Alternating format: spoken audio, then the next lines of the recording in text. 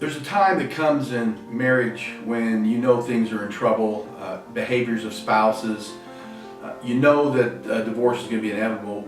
The question is, what can I do to get ready? A lot of times there's children involved, a lot of times there's debt, a lot of times one spouse has the other spouse locked out of all the money. And so when you find yourself in these situations, you need to think of a couple of things. One is, how am I going to survive financially with no money? Somehow you have to start preparing for that. Somehow you have to start accumulating money, saving money, convince your spouse to give you access to money.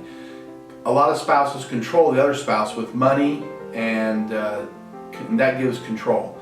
So you have to worry about how to independently live once you leave the house or the other spouse leaves the house. The other thing was with child care and child custody. That's a tough deal. A lot of times you can prepare a little bit by being very devoted to your children, by spending a lot of time with them, preparing for what's coming. It's a kind of a wake-up call, and it shocks kids when their parents no longer live together. If you've been a parent who's been aloof, not spending time with the children for some time, you need to probably refocus yourself and focus on your children and do what's in their best interest.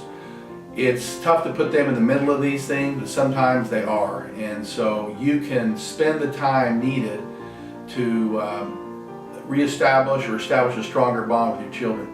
And probably the best way to prepare for divorce is to contact an experienced trial lawyer who does divorce trials, who understands the intricacies and all the problems associated with it. And by doing that, you can take the time to prepare so you can be proactive instead of reacting. Many times in these things we react. And if you can take the time to plan, you can be proactive and avoid a lot of problems.